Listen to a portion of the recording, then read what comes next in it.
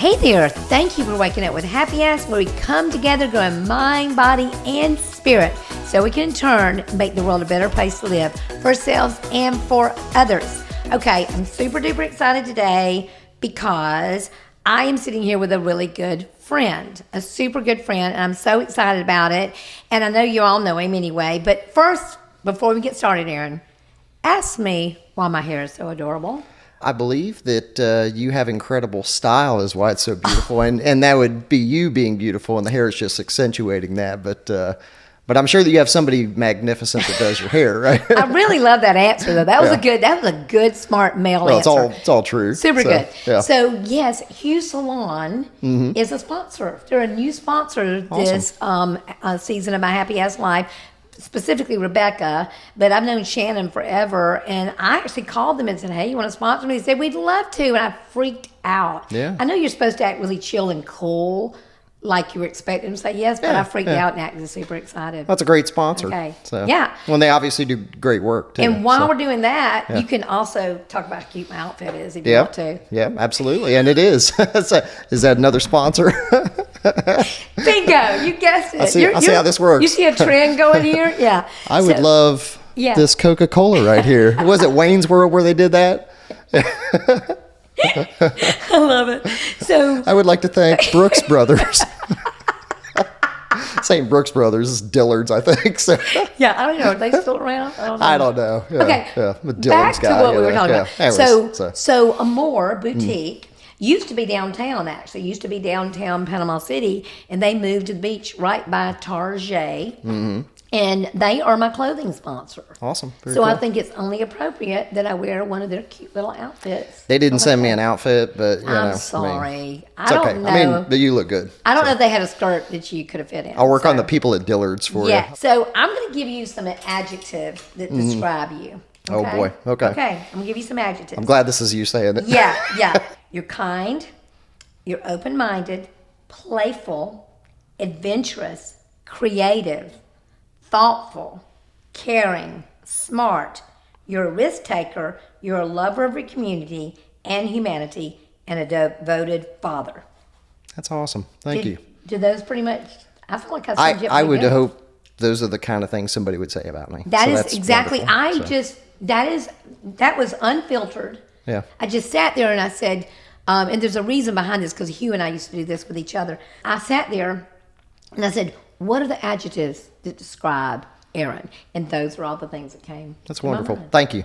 Yeah. So that was pretty cool. Yeah. So I love using words to describe people. And Hugh and I used to write notes to each other, and I'd say, dear, amazing, wonderful, honorable, kind, loving Hugh Smith. And he'd say, dear, wacky, goofball. No, I'm just kidding. But he would use some of those too. Yeah. So, but I want to ask you this. I love your podcast. You have a podcast too. I do. Yeah. I love the name, Road to Rich. Mm-hmm. That is, was that easy to come up with? Did you just come up right away, or what? We ran a bunch of different, kind of ideas, and there was a lot. Out there in the world, there's a lot of people that have things that are already out there. So I didn't want something somebody was already using. I thought it would be cool to kind of play upon the idea of Rich is my last name, and then the idea of success in the entrepreneurship world, right? And ours is about entrepreneurship and those stories that we tell, and the things we learn and the things we don't know. We wanted to talk about all that because when I started business, I didn't have a lot of those things that I knew, and I learned them from people like you and people that are mentors to me. And I want to continue that, and where we can tap into people like yourselves and other business leaders in our community. We're sharing those stories, and somebody can learn something from it. So it was about telling that story and that road to success. We'll call it success, Rich and could be monetary, but rich in your life. Yeah. Because like when Brian Baber's been on my podcast too, and he's one of my dear precious humans. What a good man. He is. He is a good sure. man. His daughter actually was an intern at my office, which I was so honored by that he wanted her to come intern with me. Yeah. That's a compliment when somebody wants your child to learn from you. Yeah, it's pretty cool. That's awesome. Yeah. So Brian was on your podcast, and I love it. He was talking about, you were asking him about what success means to you or something. He said, well, can I talk about my kids? Can I talk about my family? Yeah. And I thought that was kind of cool, but I love it. I've watched almost all your shows. Awesome. Thank you. I haven't finished watching Zach yet, which he's amazing. Yeah. I love that. But he's so smart. I love his story. I love his story. I was like, I'm just now trying to figure out how to save money. Yeah. I mean, he's smart with money. Yeah. Maybe he is. Super smart guy. He is so smart with money. I mean, that's not my spiritual gift, you know. So what I wanted to ask you too is like, you've got the Road to Rich, you got Turn Up Studios, the Fishing Bucket List. Am I leaving anything out? What else? I got a marketing firm, an IT firm, a cabling company. I own some buildings. Go back. What'd you say? A gambling company? An IT company and a cabling company. Cabling. Okay. Yeah, I'm a licensed limited energy specialty consultant. So data cabling, all your CCTV wires and audio wires and computer wiring and stuff like that. You've done that for me. Mm-hmm. I don't know what it's called. Yeah. So that's kind of a branch of what we do. Do you realize you've done everything for me except for the podcasting stuff? Yeah. So you've put all the wiry things in my offices and hooked them up. You've even been to my house to help me because I don't have a husband anymore. If you need help with the TV, I got you. Yeah. Oh my gosh. I don't know how to work my remotes. Aaron has saved the day. I'll do that for everybody. Yeah, I know. I shouldn't put that out there, but Aaron does it for me, and we'll talk about some of the other things that you've been so special. You get the least competent tech guy in my company, and that's me. So. I love it. But y'all have done all kinds of stuff for me here, and I've done websites with you. In fact, I'm about to talk to you. We'll talk about that later. I'm about to talk to you about doing a new My Happy Ass Life website because I'm starting to speak in public and stuff like that, and I need a place for people to go to and sign up and all that. That's awesome. Fun stuff. So one more thing you can do for me. But I want to talk about something that's really, really cool that I absolutely love the energy in your office. It's like mine. Yeah. When you walk in, you feel good. You feel good. It's a fun energy. I look at all y'all's Instagram reels and all the fun stuff you do. Yeah. And I think that I should have said something about that you're a fun-loving, a boss who wants to create an environment of just joy and fun for your people. Yeah, that's super intentional. And you have to be creative. You can't be stuffy and like boring and unhappy and be creative. No, the way I look at it, I worked for a government contractor for like 15 years, and it was a great job by all standards, but it really was. There were days where it was just mind-numbing, and there were days I'd go in and not see the sun the entire day. I didn't have a window in my office. So when I got into business for myself, I think I just kind of freaked out, and I was like, man, I'm going to do this like I want to do it, and I'm going to have video games in the office, and we're going to play rap music on Tuesdays, and like just make it fun. And it's the most of your life you're at work. You're at work more than that's the same way with me. My office is gorgeous. I love I think I have the prettiest office in the area. And your vibe here is great. So happy. Because we're here all the time. But I also think it's our responsibility. Yeah. I think it's our responsibility. And when I go in some offices, sometimes they're gross and they're dirty and they're not cute and they're not decorated nice and they're not. I go, what are you doing with your life? I mean, I'm really judgy about that. I think that's my responsibility as a business owner and as a leader to create a beautiful environment. You've done that, and I'm going to steal something from you that I see that you did. I freaking love it. Is the Easter egg hunt. Yeah, that was fun. Oh, man. Well, Aaron, I can't believe I didn't think of that. Yeah. That was just a harebrained idea that popped in there because I had a bunch of Easter eggs from when the kids did stuff. And I was like, what would be fun to have grown-up Easter egg hunt in the office. So we took and I put like little things in there. Like one of them was like an Amazon gift card. I know. And then like there was like an hour of paid leave for somebody. And I saw that. Something where somebody could like pick everybody's outfits for the day or something. Oh my God. And bringing in lunch or bringing in coffee. And it was just a fun way of getting everybody little fun where we get to do something, and then they get something out of it too, where it's a way of giving so back. Awesome. So. Do you mind if I steal that? Yeah, absolutely. I'm stealing that. That'd be pretty cool if it caught on. So I am absolutely stealing that. That is so cool, and that's something else I noticed that you do. I feel like as a leader and a boss and all that stuff, I'm not really a boss because that would mean people would actually do what I tell them to do. But but I'm a pretty good leader. But it's our responsibility to create a place where people can thrive mentally, physically, and all the things, So I love that. And so tell me about the So you got the Turn Up Studios, which I think you've got about 9 episodes, I think. Yeah, so the Road to Rich podcast, I think we just did episode 8, and I'm about to put out number 9 with Mike Wynn, who's amazing, by the way. And then the fishing bucket list, I do one called Between Two Rods, kind of like the Zach Galifianakis thing. No, you don't. And it's don't. And so that one's a little more irreverent, and we tell crazy stories about what we get into fishing, and both of those are a lot of fun. Very, very different podcasts. The one is like a couple of buddies sitting around drinking whiskey and talking about, fishing, and the other one's like very businessy, and it's very positive. It's talking about community and business stuff, right? I've listened I've listened to many of them. But I got both of those things that we're doing, and then the podcast studio rents space to people too. So there's a handful of podcasts that go in there and record regularly. So it's awesome. That's good to know. Like I have an amazing producer, Ashley Feller. She is amazing. She is. Yep. Amazing, and I am so grateful because I don't know how to do any of this stuff. I mean, I know how to do. Oddly enough, neither do I. I know. I freaked out. Y'all, guess what? I was kind of embarrassed to admit to Aaron that I do my podcast and everything, but I don't know how to do the stuff on that side of the aisle. I know how to do this stuff. I'm creative. I can make stuff up as I go along, but I don't know how to do that other stuff. And you told me you didn't either, and it makes me so happy. Thank you. And that's part of being like a business owner is you don't have to, because we have people that are way better at these things than we are. And that's how we've evolved as a business. And so like you think about like marketing or IT or whatever, like I used to do those things, and we're way better off now for having people that are legitimately better than me performing all those functions. And then I just keep taking steps back to where I went from a person who does the labor to somebody who's managing those people. And then I was managing the managers. And now I'm at an owner level to where, if I'm not there, that place still runs. Same. And that's the only way we could evolve to that point. Samesies.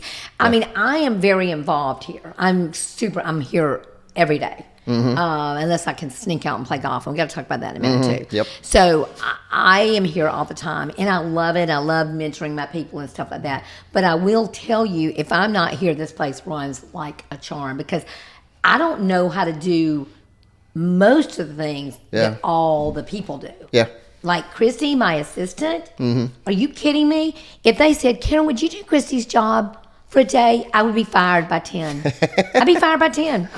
I don't know what she does. She's amazing. Yeah. You know what I find that's funny? Like, I swear to you, when I am not in the office, my staff performs better than when I'm there, because I think when I'm there, like they see me and they feel like they can ask me questions about things, but I have a good trust level with them to where I want them to make those decisions when I'm not there, and they know they can, and they just make them. And it's like 80-90%. It's exactly what I would do, because they know how we think about things.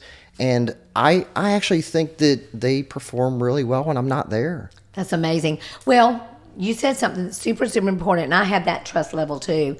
I have always told my people, if you're not making mistakes, if you're not screwing up a little bit, you're not doing enough. Yeah, I will never, ever, ever get on to you for making a choice on something, screwing up a little bit, not getting it right.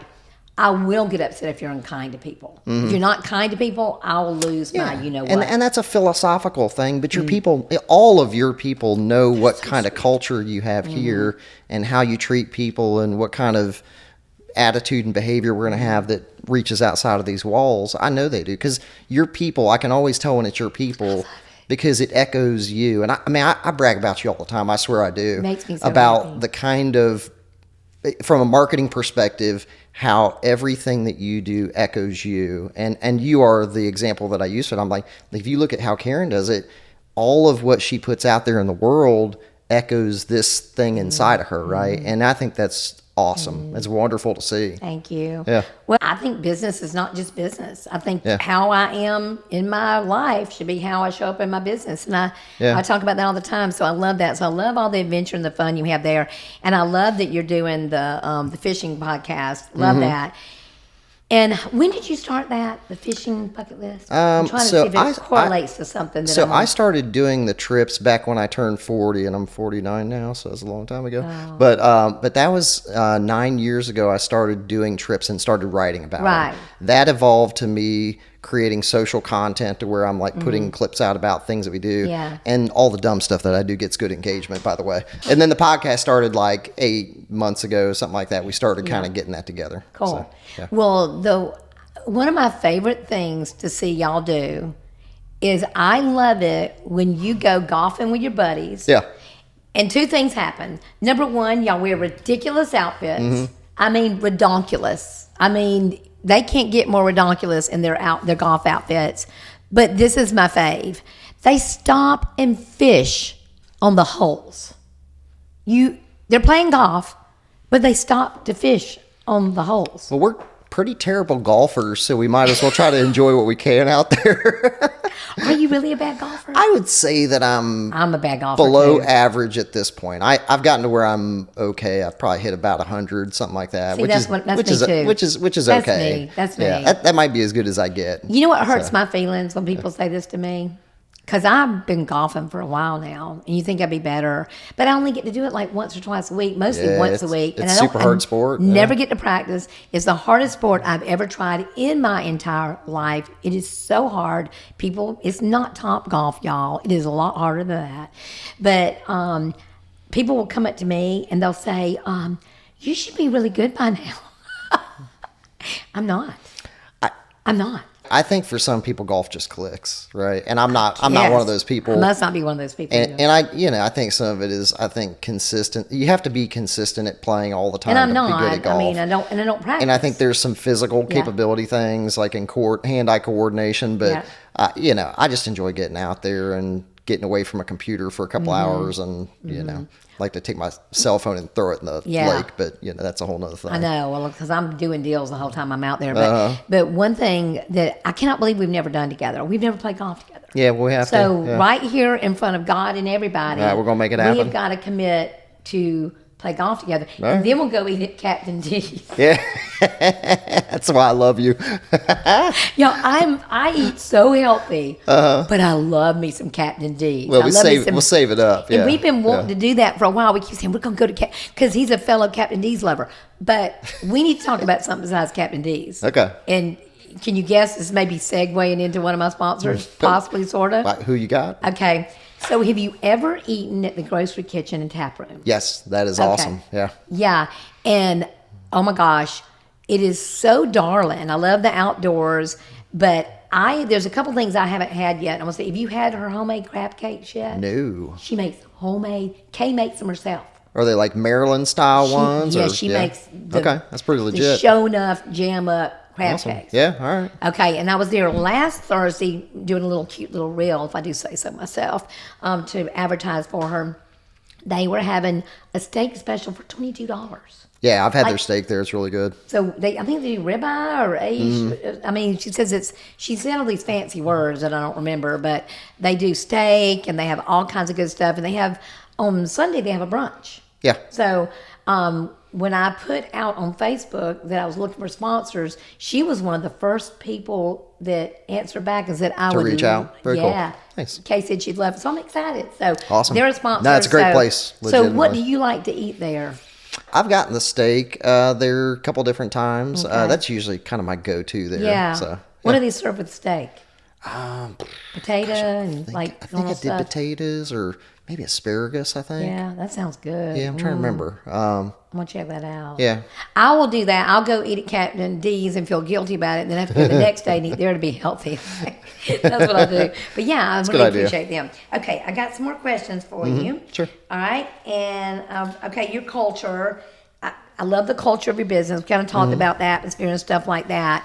But if you had to describe your work culture with a few words, what would you say y'all are? What would you say your culture is at your place? Gosh, I think above everything, everybody is so respectful of each other. We're all, I mean, my God, like we have computer guys and we have creative types there.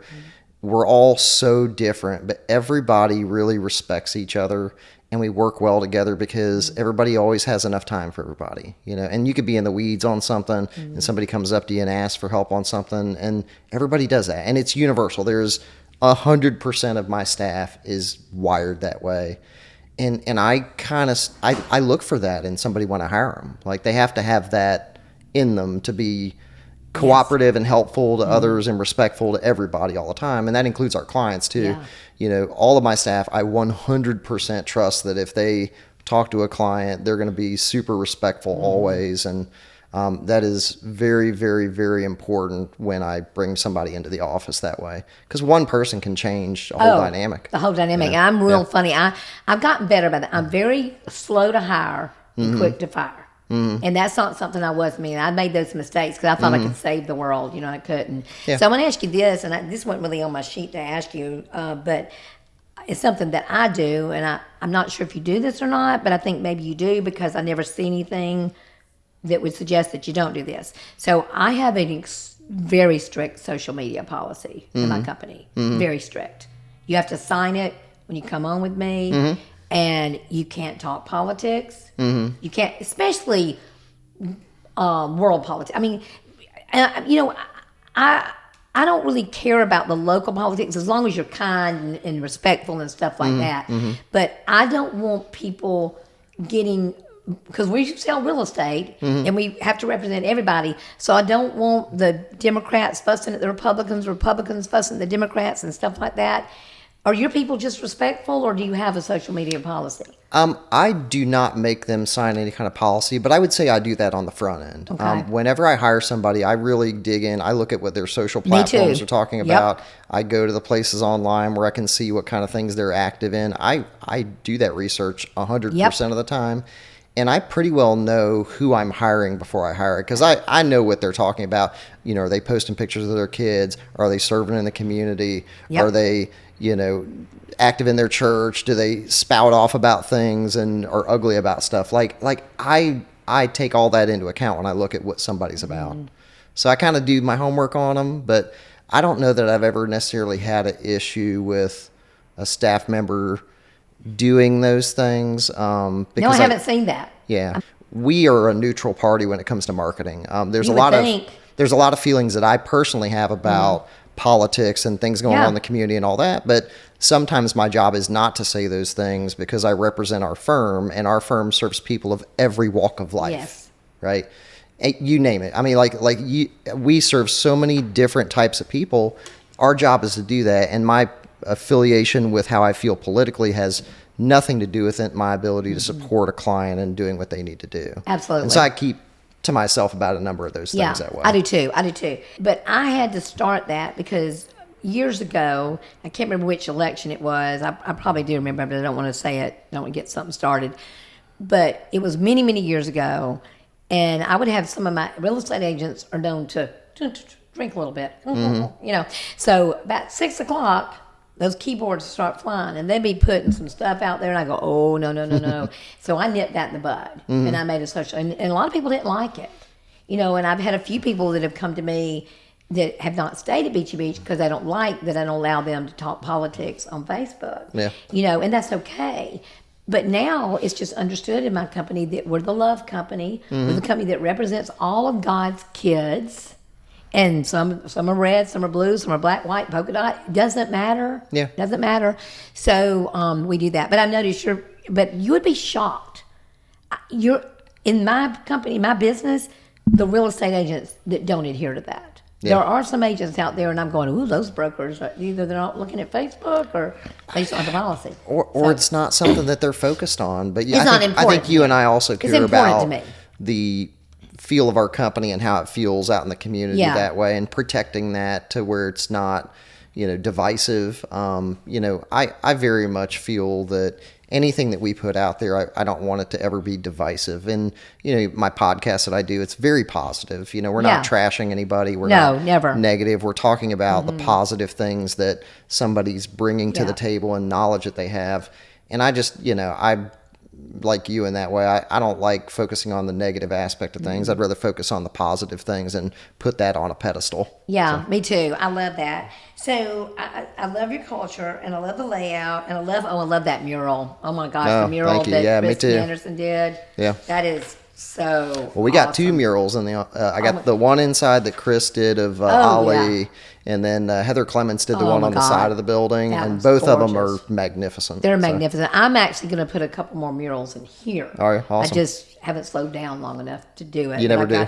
I got a plan to do that. So the other thing that I wanted to ask you about, and there's an expression. In fact, some guy, I can't think of his name right now, wrote a book. It says, "It's only crazy till somebody does it." Yeah. You know. So did anybody tell you were crazy, or did you feel like you were crazy when you invested in downtown? Yeah, 100%. Panama City? Yeah. When we bought the building that my office is in, I really think it was the worst block from 11th Street. I'll agree with you. 15th Street South. Yes. And it really was blighted and terrible, and the building was terrible. And I hated the building when I walked into it, which is crazy.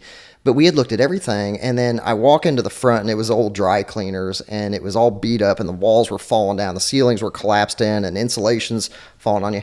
And I go around the corner, and I look back at like the beams and the wood from the warehouse, and I fell in love with it. It was like the guy in Ghostbusters where he goes in the firehouse and he slides down the pole. He's like, "This is great. When can we move in?" I like immediately changed my mind. But you know that. If you think about where we were in 2017 when I bought that building, I remember and it. how far downtown has evolved, that like nobody calls that into question now. And my investment has done really well there. I know. But it had to happen. Like downtown had to become better because it's one of only two gathering places on that side of the bridge that people can legitimately gather and have events and functions and you know, have bands playing and you know 4th of July Day events and stuff. Like that's the only two places where that's possible. I love it down there. Absolutely. We bought and renovated our space. Gosh, how long have I been there now? 8 months maybe? Maybe 8 months. Yeah. And I love it. Yeah. I mean, I love it. I'm like right across from the park, right next to Jen Berg. Berglaw. And then I'm right across from the coffee shop. Kind of. I mean, it's just awesome. Yeah, it's never bad to be across from a coffee shop. Yeah. I mean, I'm so happy. Around the corner from Can't Have Pretty, I've got Jute and Palm. I'm just Tom's. Shut up. Yeah. Tom's Hot Dogs. Now, that is not a bad place to be. I mean, you got El Weirdo right there. Something's cooking. I mean, Yard Bar's right there. So, I mean, you got some great places there. Okay, do me a favor. Do not try the bread at Something's Cooking. Why is that? Yeah. Because this is how I do it. I'm pretty good about how I eat now. I'm really strict about it. However, if you see me walking in Something's Cooking, I'm going to buy 2 loaves of the French bread. Yeah. One is for me to eat all the way home. And the other is to give to someone and act like I bought some bread. That's it. That's how I do it. Yeah, I love downtown. So, people thought you were crazy, and you did it. And it's just become such an amazing place. And now, because when I bought my place, it was not cheap. In fact, my place didn't quite appraise, but we bought it anyway. Yeah. Because I know appraisal is just their opinion at that state and time. And I believe in Panama City. And it's going to continue to evolve too. I mean, we're still at the very beginning of all this, right? Yeah. Like it's going to keep getting better and better down there. And what it's going to look like in 10 years is unrecognizable. I just smile when I walk down the road. I tell people all the time, I go, listen, if you have not been to downtown Panama City in a while, you will freak out. It's Need gorgeous. to go. You need to go. So I love it. I'm real proud of it. Yeah. I'm real proud to be a business owner down there. So I'm super glad you're excited. There. Erin, like I said, I'm really fortunate to have sponsors this year and this season, and I've been very fortunate. But one of the people we were talking about off air that I said you really need to know about because you've been quite the adventurer with real estate and buying and remodeling and stuff like that. And there is a tax strategy that you can use called cost segregation. It's legal, if that's ethical, it's moral, it's not shady, it's all good. And you can find out about that by calling my friend Brian Yormack with Bay Tax. So I'm going to make sure you have his number. Yeah, it's pretty interesting what you were telling me. Very interesting, and it's so amazing, and it's really quite simple. Well, I guess it's simple because somebody else is doing it. But this is what I want to tell people. Don't assume your accountant knows about it. I know it's hard to say, but or your accountant will tell you about it. They're just not thinking about it. Yeah. So I'm going to give you Brian Yormack's number, and for my people listening or watching, you can go to the show notes. And as Ashley pointed out to me, on YouTube, it's called The Descriptions. Okay.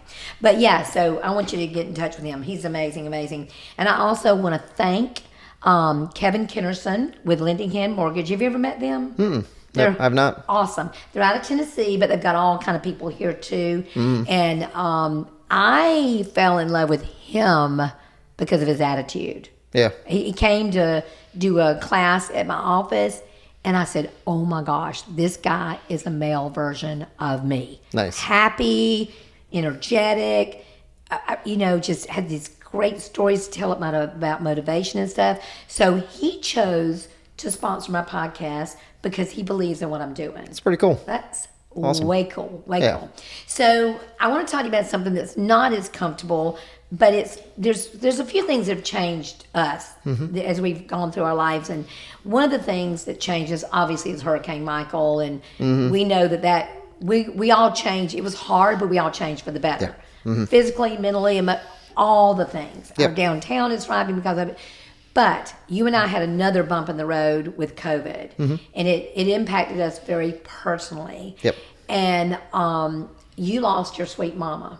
I did. Can you tell me just a little bit about, because I love for people to ask me about my husband because he was so amazing, and your mom was amazing. So I'd like to hear a little bit about your mama and about and my mom was somebody, when she walked in a room, that she brightened a room, and she was always that kind of person. And losing her was super tough, and we went from her being healthy and fine to a week and a half later she was gone. And so losing her that way was really tough. And going through COVID, she died from COVID, and not being able to see her in the hospital through that process was something I really struggled with, and I struggled with it for a long time. And probably about a year and a half until I got some help. And I talked to the Angel House bereavement folks, and they helped me to kind of get to where I was in a better place with feeling like I was handling it in the way that it was appropriate for me, right? And that kind of let me take some steps past it. But it was a hard time. One of the hardest times I've ever had in my life. Yeah. It made it harder because I had a friend, Brent, who lost his mama. I had a friend who lost her mama and her daddy. Mom and her dad, within weeks of each other. Yeah, it's awful. And the sad part about that is we weren't able to see our loved ones. Yeah. We weren't able to be with them. And I think that drove an extra knife in the grief bucket. I mean, it hurt so bad. And I'm trying to remember, did your mother pass? Did she pass away before I got so sick? I think she did. Yeah, she did. And I think that's why. And I will tell you, you were one of my angels because you were genuinely worried about me. Yeah, and you called me and said, I love you. And you texted me and said, I love you. I'm praying for you. I could tell that you really meant it. And the thing that people need to know about you and I think you feel the same way, you're one of my friends that I don't see very often. But when I see you, I'm so happy because I love you so much. Yeah. And I know you love me so much. I do. And I know that you do anything for me. I do anything for you. And I love you down to your heart. Just deep, deep down. And I just respect you and love you. And I know you feel the same way about me. Yeah, I really do. So that's really cool. I'm so grateful for those kind of things in my life. But during COVID, when I got it, I was so sick and so insane. I had to end up going to therapy. I was in therapy when I was younger, and I've also been to marriage therapy and stuff like that. That didn't work too good, but whatever. And y'all, that was my starter husband, not my keeper husband, just so you know. But I ended up going to therapy because I was traumatized. I had PTSD from it. Yeah. I couldn't sleep. I went from being a person who was never afraid of anything to petrified. If I get a little bump on my skin, I think I was going to die of cancer in 2 weeks. I mean, I just went from being a not fearful person to terrified, panic, anxiety, all the things you could never imagine from me. Yeah. It changed so many things about me, but I'm perfectly healthy now. Yeah. Perfectly healthy. I can only imagine what you've went through with that journey because I know kind of the depths of where you were at and where you're at now. And, I'm glad that you've gotten healthy, and I've seen you over the last handful of years, like you really, it's a focal point of yours to where you've cared about your health, and you seem like you're so much better than where you were at before, and I'm glad to see that. I'm better, just like Hurricane Michael. Yeah. It was horrible, but we're all better because of it. COVID was really, really bad for me.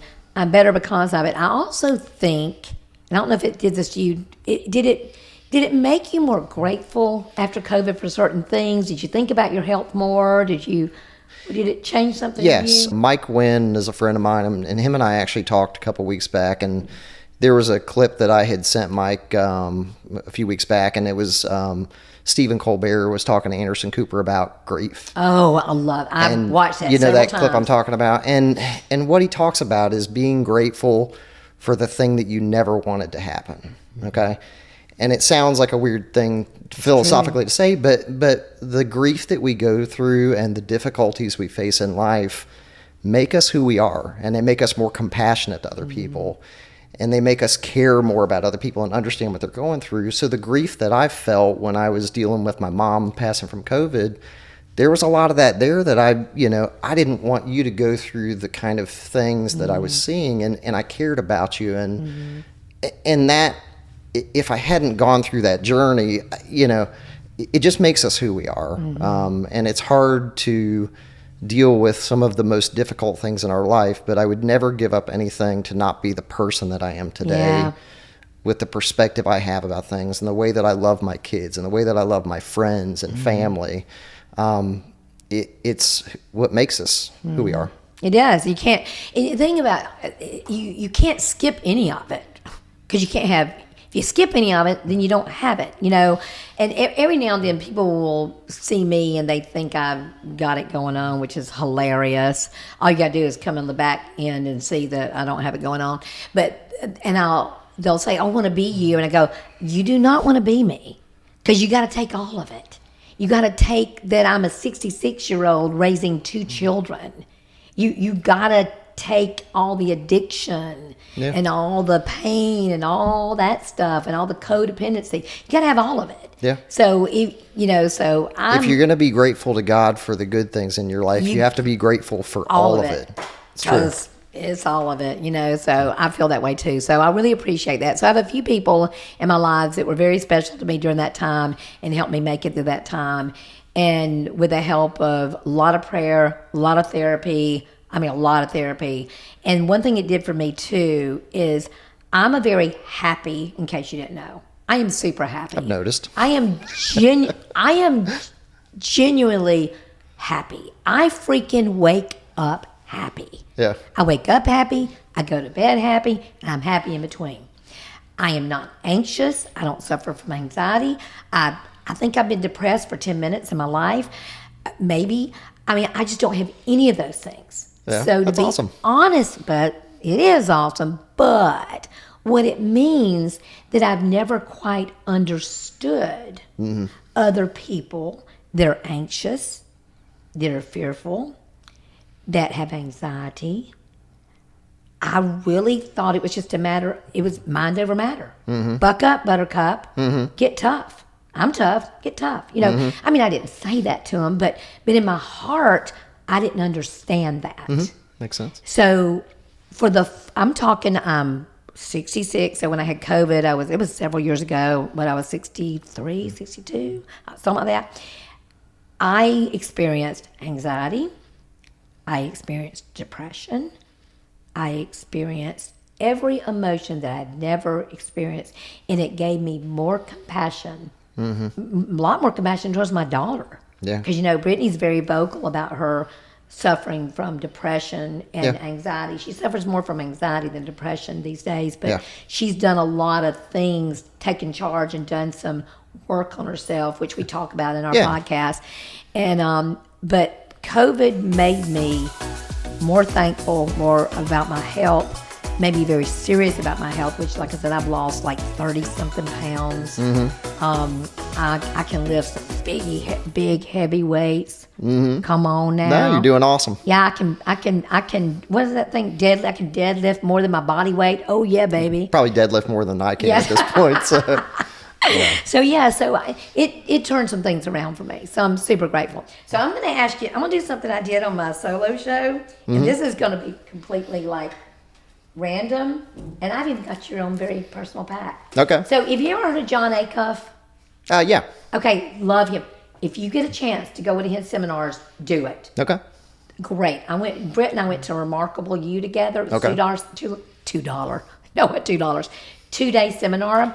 It was amazing. So he's got a book called Soundtracks, which you would love. And it's about taking the things we say and turning them around. So like if I say to myself, which I do sometimes, I am not good at money, with money. That's a broken soundtrack. I need to say, I'm becoming better and better with money. I'm becoming a better steward with my money. So you take a negative soundtrack and you turn it into a positive mindset. Yeah, positive mindset. So we're just so these are cards. Okay. And it's got things in it, and I'm just gonna pick one at random. Okay. And we're gonna see what happens. All right. We're gonna talk about it together. Okay. Okay, this might be fun. Okay.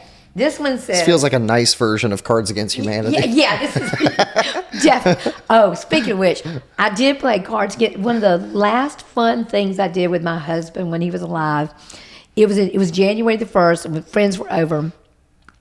We stayed up till 2 o'clock in the morning playing Cards Against Humanity, wetting our pants laughing. Yeah. I mean, just...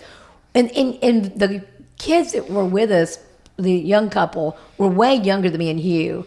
And so some of the stuff is quite raucous, Yeah. And they were dying laughing that I knew that stuff, and they were embarrassed. It was so I feel like you learn a lot about your family if you play with your It was so bad, yeah. My Sunday school teacher could not have been at that one, yeah. Yeah. Okay, so this one is Throw Shorter Pity Parties. Okay, so let's see what it said. That's the soundtrack. It says, let's say you failed this morning at something that was important. Instead of worrying all week, what would happen if you limited yourself to a 4-hour pity party? What could you do after it was over to get back up tomorrow? So what do you think about the concept about if you're feeling sorry for yourself, instead of staying deep in it, throw a short pity party? Have you ever had an example of that in your life? Karen would tell me that I need to stop being a big baby about it and put my big girl panties on. Buck up, buttercup. Yeah. Yeah, so have you ever done that before? Have you ever thrown a pity party and then put yourself out of it? I think plenty of times where you feel like you're feeling sorry for yourself about something, and I think you just gotta... I'm very good about compartmentalizing things. So I just... I got to do that and then move on. And you're a busy human being like I am. I don't have time to... Ain't nobody got time for that. Yeah, I ain't got time for it. Ain't nobody got time for that. But I have done this before, and this was years ago before I even read this. I heard it on podcast somewhere. And like if you're upset about something, go ahead and be upset about it. Be upset about it, but give yourself a time frame. Say, okay, I'm going to worry about this until about 2:30. Yeah. But I'm done. I'm done. And I've done that. And sometimes that's not the time to worry about it. Like I'll have something happen where, if something upsets me at work or, there's something difficult that I have to deal with, I might type up a message and I'll leave it sitting in my inbox, and I'll wake up the next morning, reread the message. And sometimes I just backspace and delete the whole thing and start fresh. Yeah. But it allows me to be non-emotional in my response. Yes. And when I know I'm emotionally flooded about like what's going on, I'm going to stop myself and then come back to it when I feel like I can get past that point where I'm emotionally flooded. That's never going to be a good response. And I'm going to talk about something, Lacey Counts. And if you have not seen that episode, you've got to go back to my episode with Lacey Counts. Yeah, yeah. She's hilarious. She is. Do you watch her Instagram reels? Yes, she's awesome. So she's just hilarious. I'm so fangirl over her. So when she came and did my podcast, I had so much fun. But what people don't know about she is so much deeper than that. She's brilliant. She and Stephen both are brilliant. They're great. And of course, she's Alan's sister. Yeah. I mean, I didn't know that. I didn't put it together. I did a long time ago, but at first I didn't know. I went, oh, that makes sense. Yeah. And the family, personality-wise, I mean, if you don't know it, then somebody says it, you're like, I get that. Oh my gosh! And the mom and dad, what a family! What a family! But so Lacey was on here, and she said something so profound about that, about having a pity party. she said that, their son is nonverbal autistic, and very autistic, nonverbal, and quite the challenge. He doesn't sleep at night. I mean, he's just has a real sleep disorder. So Lacey's up half the night, almost all the time. And so she deals with a lot of struggle. And of course, years after he was born, Stephen finally looked at her one day and said, we're through grieving this. We're done. Yeah. We're done people feeling sorry for us. We're done feeling sorry for ourselves. We're done. We're just done. Yeah. We're not doing this anymore. We're going to go on with our lives. And I'm paraphrasing. We're going to go on with our lives, and we're going to enjoy our lives and enjoy our son. And from that day forward, they did it. That's awesome. And it just shifted. Yeah. It just shifted. I think sometimes you have to figure out that you're hung up on something, and I think as people, it's hard to look internal and do that. And we talked about being compassionate to other people too. Sometimes I think we're very good at seeing the world from our own framework, but being able to see it from somebody else's perspective changes those kind of things where we can stop feeling sorry about what we're dealing with. I think one of the most liberating things that's ever happened to me is having kids, right? And it will humble you real fast. Well, a friend of mine told me, he said, it's the most godly thing that's ever happened to me because I stopped caring about me, right? I started caring more about my kids and living life to make theirs better. And it was something he could put himself on the back burner, and that made a lot of sense to me. And it changes you. It makes you, it changes, you're not you can't be selfish and be a parent. You can't. Well, I guess you could be, but you'd not be a very good parent. You have to really learn how to put others' needs first. And it does change you so much. Definitely. So it gave me a new perspective about Lacey, too, because all I saw was this funny, smart, almost unapproachable human. But then when I heard that about her and saw that struggle, I thought, wow. So, so for those of you out there, if you haven't watched her Instagrams, they're hilarious. They're so funny. I'm going to tell you one more. Okay, let's see. What am I going to do? This is kind of fun and scary at the same time because they don't know what they're I have no idea what's coming right now. Okay, I don't like that one. Okay. I probably really wouldn't have liked it. Okay. This is hard for me, but I'm gonna go ahead. We're gonna do this one. Okay. Progress you don't measure doesn't exist. Progress you don't measure doesn't exist. And he says, what's a goal you've been working on but haven't been tracking? Could you track your hours, actions, or results this month to encourage you to keep going? Okay, I've got an easy answer. Do you have an answer for that one?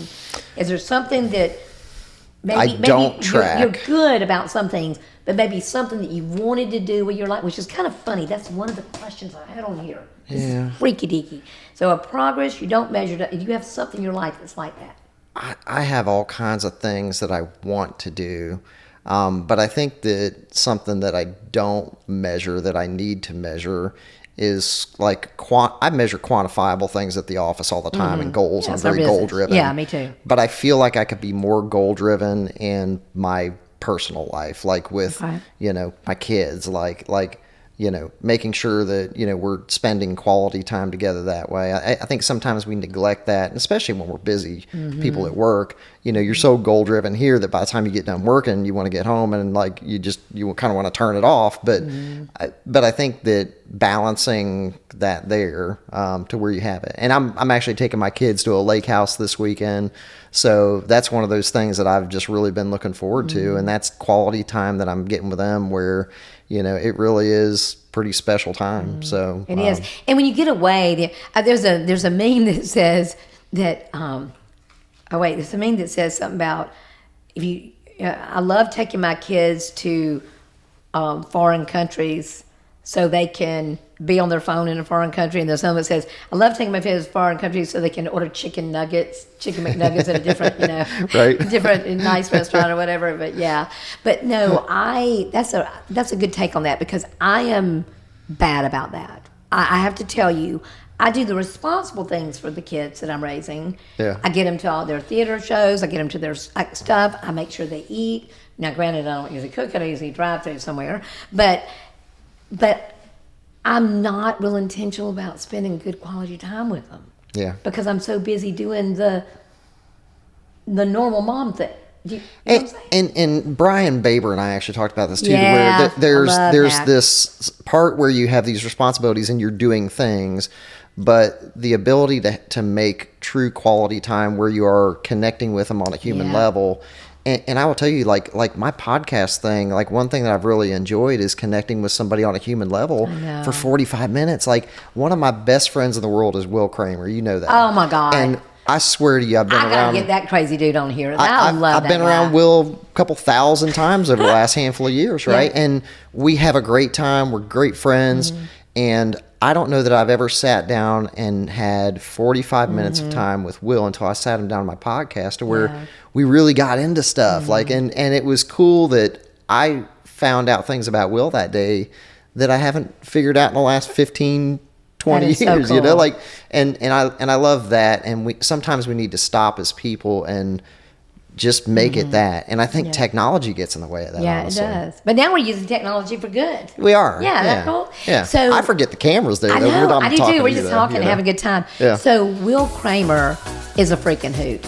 And I happen to have the great pleasure of being the president of the Panama City Beach Chamber at the same time that he was the president of the Panama City Chamber. Yep. And you never know how that guy's going to show up. Nah, he's full commitment. I mean, he's full on. I mean, he was dressed up as Lady Liberty. Yeah. The last one that I went to. And I just love him. I love his whole family.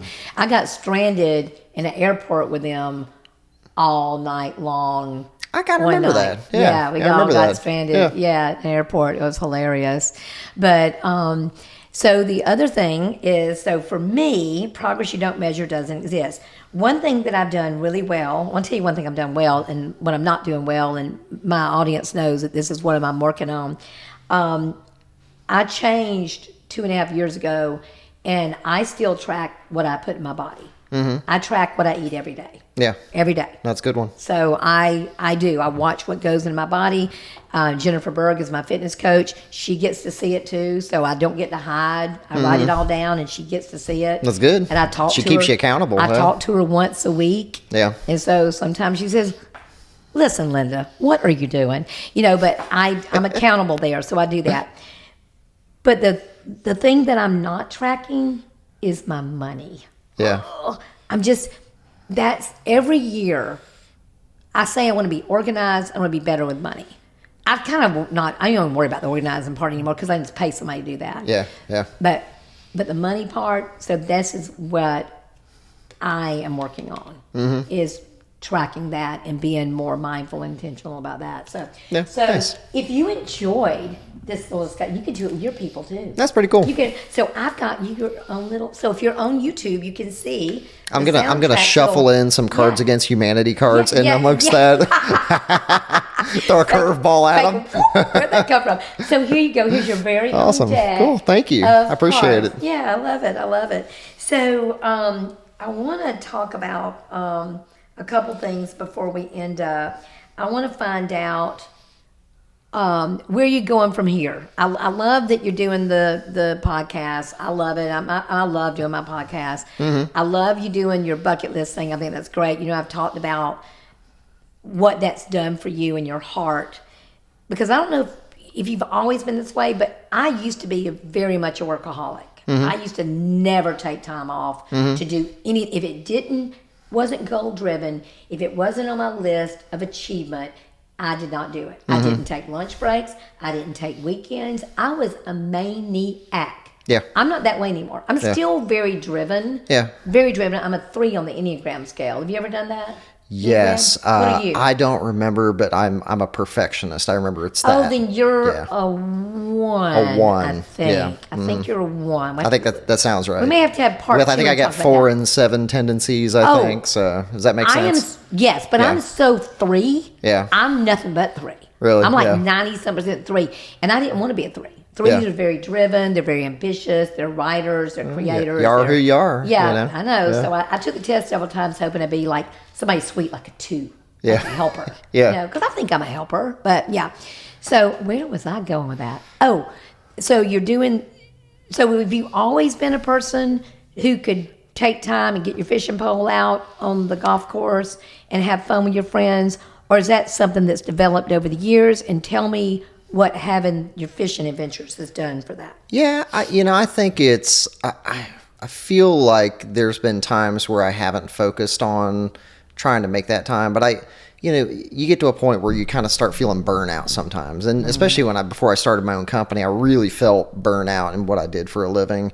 And I got into fishing around the same time, and then I started my own company and did all that. And that became part of me being able to unplug. And I've learned that in my world of being connected digital, if I don't periodically unplug from that, you go wacko. Like you go kind of cuckoo with it, and you get stressed out. And for me to go and take a 4-day trip somewhere where I go to Mexico and I go bass fishing for a couple days, it truly makes me feel like I come back and I'm so much more clear of thought, and I can be more successful and driven with the things that I do.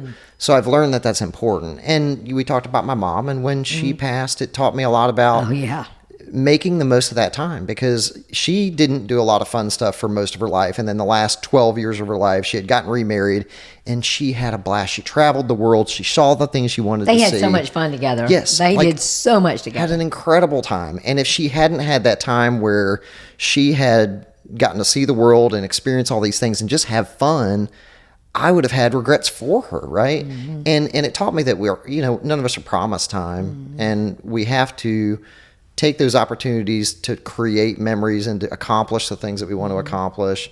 And that's super important. You're not guaranteed tomorrow. No. So you got to make today count. Yeah, you do got to make today count. And I do. I've learned to rest. I've learned that rest is important.